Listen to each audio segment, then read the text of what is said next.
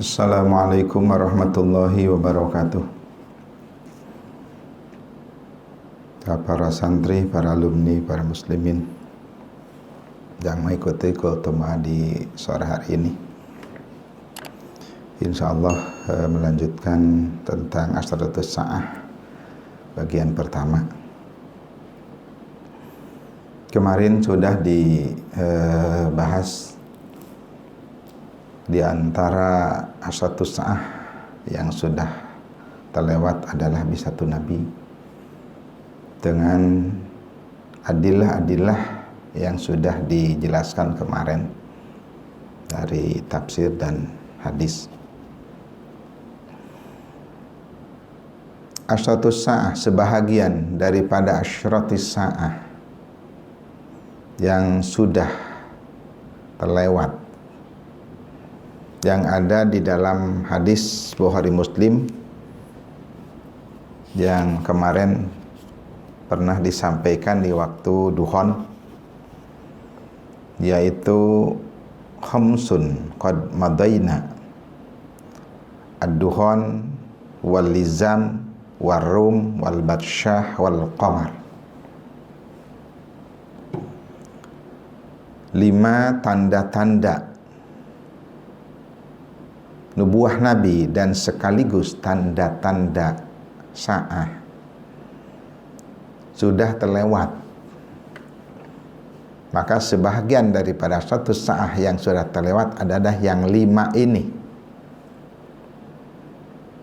Pertama adalah ad-dukhon.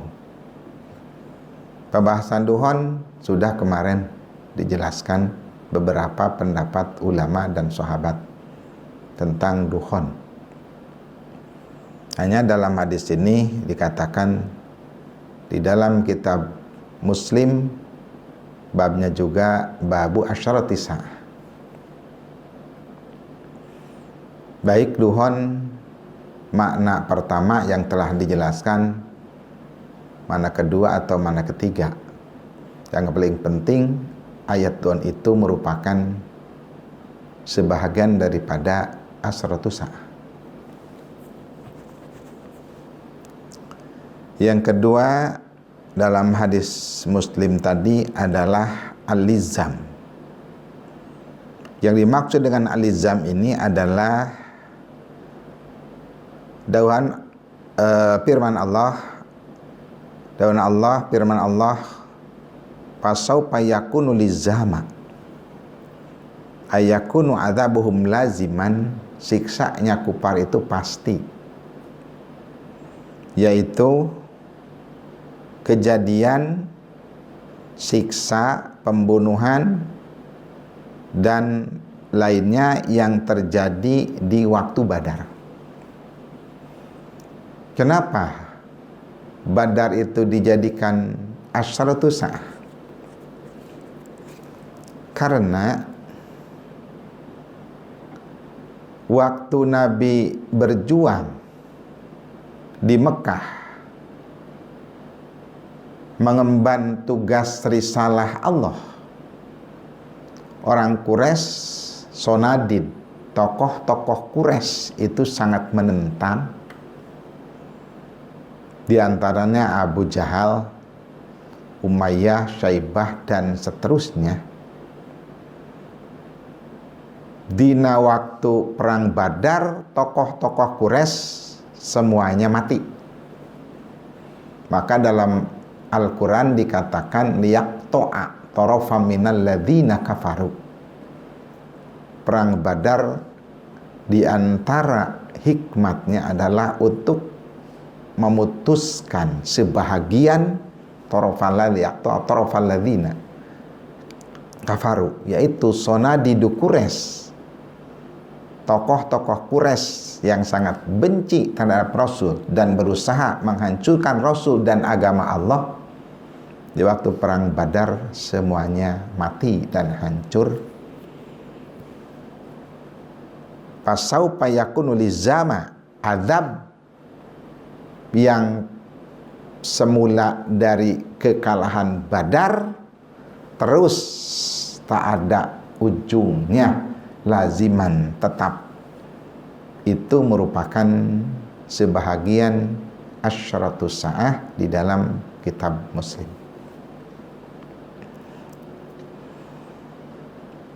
Yang ketiga adalah Rum.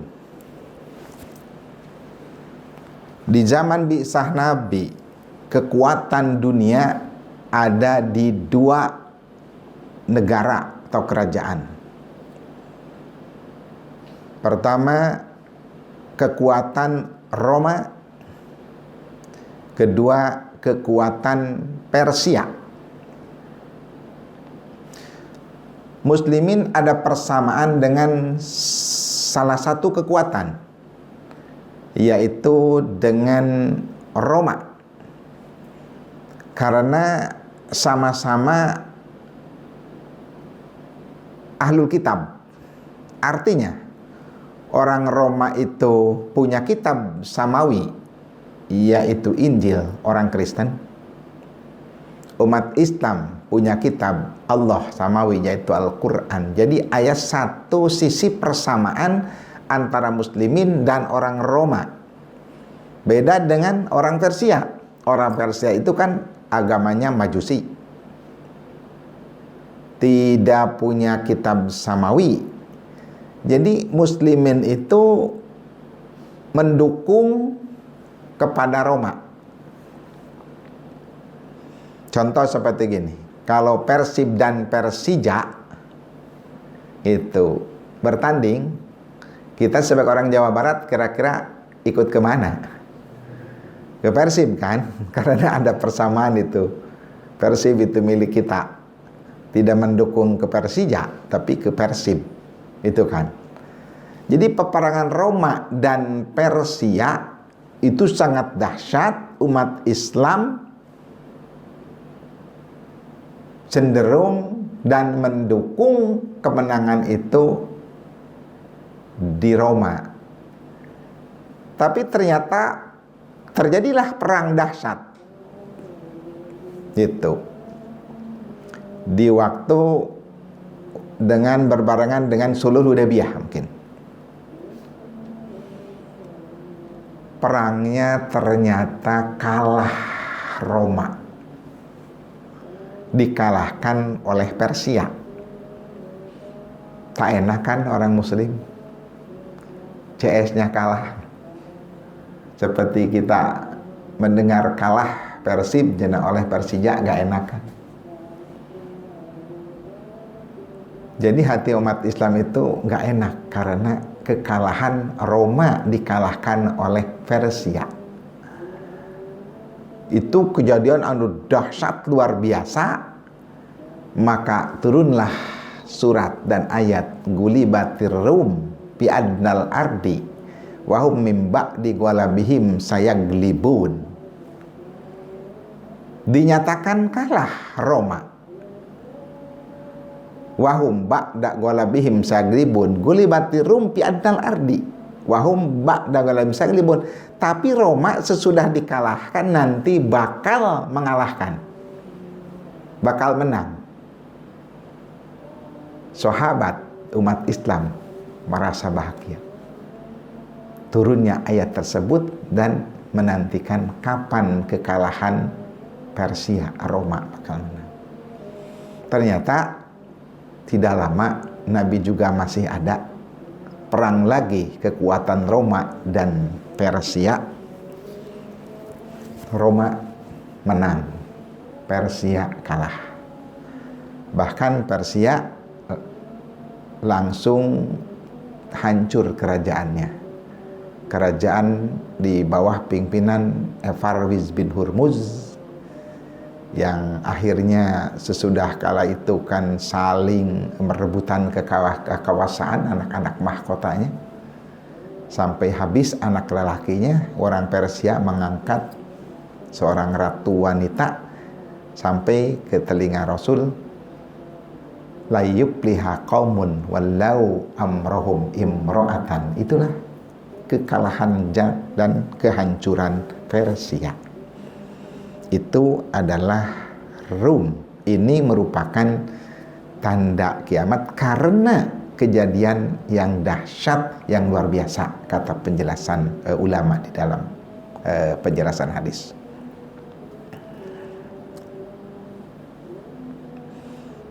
Tiga yang dalam hadis tadi. Dan yang keempat, al-batsyah. Sama, ini adalah yang dimaksud adalah peperangan yang dahsyat. Badar juga kan ada Badar Sugro, ada Badar Kubro gitu. Maka ikhtilaf ulama pentingnya kemenangan peperangan Rasul itu merupakan tanda-tanda asyatis sa'ah. Yang kelima adalah qamar. Di dalam Al-Qur'an, iqtarabatis sa'atu wan syaqqal qamar. Sudah dekat kiamat dan pecah bulan.